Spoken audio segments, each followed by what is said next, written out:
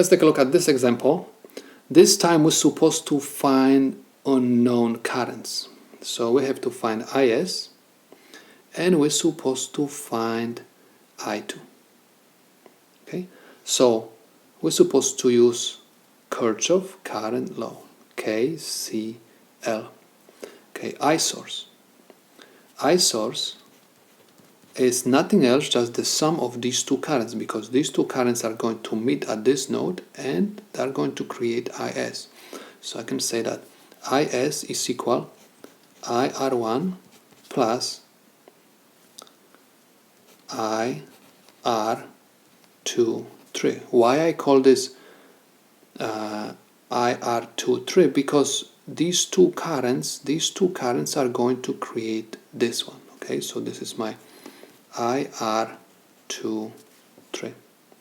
Okay, so I have IS, I source, is equal 9 milliamps plus 5 milliamps, and this is equal 14 milliamps. Okay, so this is my I source. If it comes to I2, you're supposed to realize that IR23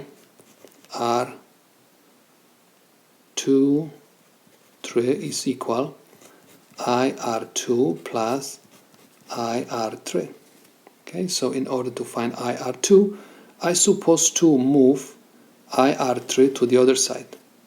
Okay, so I'm going to have IR2 is equal IR23 minus IR3. Okay, so from this current I'm going to subtract this one, because keep in mind that this current is also 5 milliamps, because this is the same current. Okay, this is the current which goes through these two resistors, and this is the current which is returning from these two resistors. Okay, so I have IR2 equals IR23 5 milliamps.